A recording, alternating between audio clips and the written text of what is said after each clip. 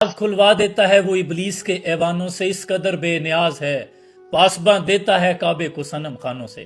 گزشتہ 2 روز سے social media پر ایک بڑی بازگشت ہے۔ کوئی پاکستانی ڈرامہ انڈسٹری کے اداکار ہیں جنہوں نے کسی پوڈ کاسٹ میں بیٹھ کر کہہ دیا ہے کہ یہ جو اس وقت سوشل میڈیا پر ڈیجیٹل کانٹینٹ کریٹرز نے طوفان بدتمیزی برپا کیا ہے، یہ تو جہنمی ہے۔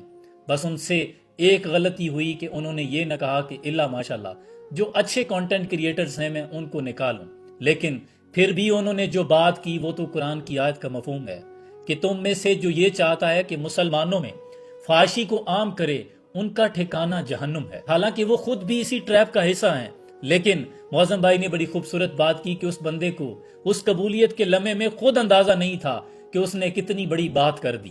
وہ تو اللہ کا کوئی کرم ہوگا جو رحمت کا حالہ کھچ گیا ہوگا، کسی ایک لمحے میں اس نے اپنے رب کا ذکر کیا ہوگا اور وہ ذکر مقبول ہوا کہ اللہ نے پھر چاہا کہ اسی زبان سے دوبارہ میرا ذکر کر۔ بڑی بزم میں راز کی بات کہہ دی، بڑا بے ادب ہوں سزا چاہتا ہوں۔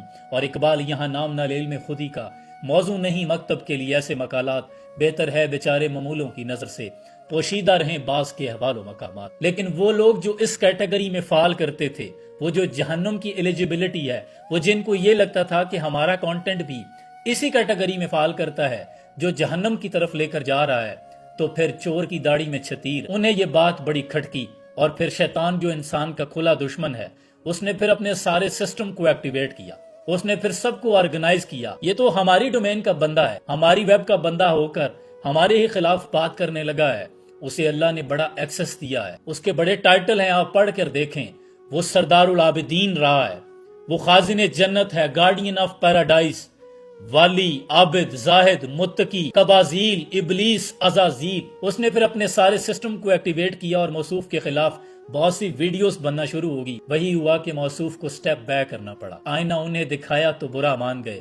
وہ فضیل بن ایاز ہی تھے کہ ایک قرآن کی آیت کان میں پڑی، الم یان للذین آمنوا ان تخشع قلوبہم لذکر اللہ، کیا ایمان والوں کے لیے وہ گھڑی نہیں آن پہنچی کہ ان کا دل اللہ کی یاد میں جھک جائے۔ فضیل بن ایاز جو اس روز لوٹنے آیا تھا، گھٹنوں کے بل زمین پہ گرا، گڑ گڑا کر کہنے لگا، اللہ تیرے فضیل کے لیے وہ گھڑی آ گئی ہے کہ اس کا دل اللہ کی یاد میں جھک جائے۔ لیکن ان لوگوں نے اسی سے معافی منگوا لی اور اس نے کہا میں معذرت چاہتا ہوں، میرا یہ مطلب نہیں تھا۔ یہ وہ پرفتن دور ہے جہاں سچ کی سزا یہ ہے کہ اس دور میں فرشتے بگار اتارے جائیں، سچ بولیں تو وہ بھی مارے جائیں۔ انداز بیاں گرچہ شوق نہیں ہے، کاش کسی کے دل میں اتر جائے میری بات، سلام پہنچے۔